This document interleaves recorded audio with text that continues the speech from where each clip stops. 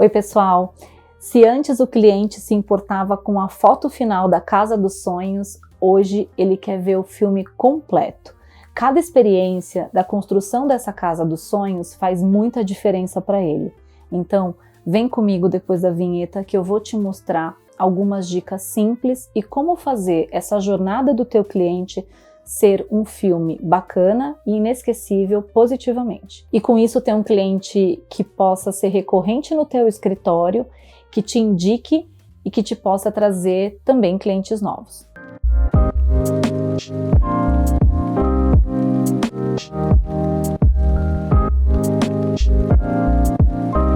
Eu costumo dizer que cada passo do cliente dentro da sua estrutura é extremamente importante. Nós temos 3 aspectos determinantes na jornada do consumidor dentro das nossas estruturas de business.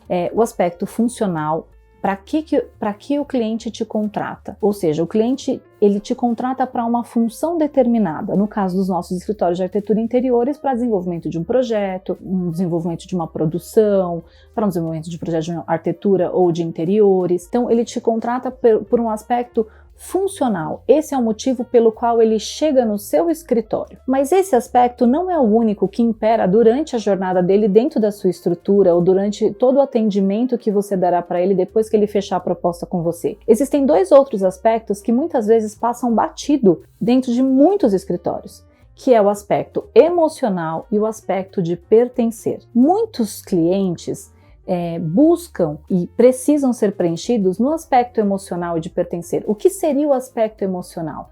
É todo o aspecto que envolve aquela situação pelo qual ele foi buscar o aspecto funcional. Então ele foi buscar um projeto de interiores para fazer uma casa. Qual o aspecto emocional que circunda a necessidade de fazer esta casa? Enquanto esses aspectos não forem preenchidos ou por um atendimento que vá ao encontro, ou uma parceria que o arquiteto esteja lado a lado, ou um cuidado no desenvolvimento de projeto, ou uma atenção particular à forma de vida que aquele indivíduo vive, ele não vai achar que ele está sendo bem atendido, mesmo que todas as funções do projeto estejam pré-estabelecidas num projeto técnico. Então é muito importante a gente ter esse entendimento, porque muitas vezes a gente diz, nossa, mas por que esse cliente não se sente bem atendido? Por que está tão difícil atender esse cliente? Ou seja, o que ele está buscando além do funcional. E o outro aspecto é o pertencer, né?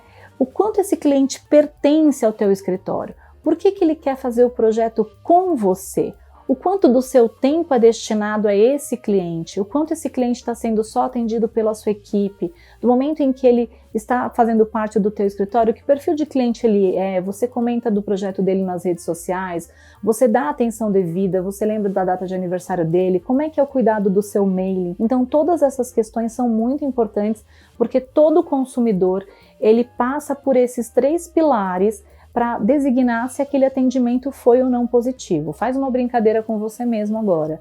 Quando você utiliza um serviço, se coloque no lugar do consumidor e avalia se você migra entre esses 3 pilares. Agora, voltando um pouquinho para o dia a dia do nosso escritório, no momento em que a gente entendeu que existem esses 3 pilares, o que mais a gente precisa saber sobre a jornada desse cliente dentro da nossa estrutura? Que ele tem esses 3 aspectos e que tudo que a gente vai desenvolver dentro do nosso escritório, a gente precisa atuar como um grande orientador. O cliente é leigo, então ele precisa saber aonde nós estamos, para onde estamos indo, quais são os prazos, o que vai ser entregue, o que vai ser visto naquela etapa. Tudo isso tem que ser muito bem orientativo, né? Muitas vezes o cliente chega no nosso escritório e nunca fez um projeto, não sabe nem por onde começar. Às vezes a ansiedade dele de te cobrar de um prazo é mais a ansiedade de achar que está atrasado do que realmente saber se está ou não atrasado. Ele quer algum material porque alguém está dizendo que ele precisa ter isso em mãos. Então, você é o especialista. O especialista é o arquiteto. Do momento em que você entende que você é o especialista e orientador e você deixa claros os processos para o cliente, fica fácil do cliente entender aonde ele está indo, como você está sendo conduzido, e isso dá uma segurança também para que ele se deixe ser dirigido. Então vou dar uma dica bem simples e fácil de fazer e que dá uma tranquilidade bem grande para você e para o teu cliente. Você pode desenhar no PowerPoint, uma coisa bem simplesinha, qual é o processo de desenvolvimento do projeto hoje no teu escritório. Quais são as caixinhas que esse cliente vai passar até ele chegar no final do processo dentro do teu escritório. Então ele vai ter uma reunião de briefing, depois ele vai ter a etapa de anteprojeto ou conceito, aí depois de tantos dias você vai entregar o pré-executivo, depois de tantos dias o executivo, você vai fazer todas essas caixinhas, você vai fazer uma folha com o teu timbre lá, e você vai mostrar e vai apresentar isso, vai mandar no WhatsApp. Cliente, esse aqui é o nosso fluxo do seu projeto. Toda vez que você sair de uma caixinha e for para outra, você pinta de verde a caixinha que você tá. Quando você for para outra, você entrar numa outra etapa, você pinta a caixinha, ou seja, ele vai entendendo aonde ele está do projeto. Você vai determinando para ele um fluxo.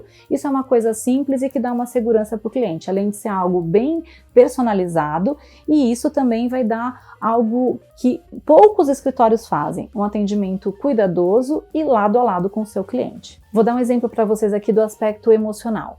Um exemplo, o cliente comprou uma casa, e ele teve que batalhar muito para comprar esse apartamento e sempre teve o sonho de ter um arquiteto e ele te contratou para fazer esse apartamento. Então, assim, ele está empenhando um bom valor para fazer esse projeto com um profissional e, obviamente, é o projeto da vida dele, só que no teu escritório ele é mais um cliente. Então, qual é o cuidado? Então, assim, uma coisa muito interessante quando a gente faz o briefing é que eu sempre digo que a gente precisa fazer dois tipos de briefing, o briefing racional e o briefing sensorial.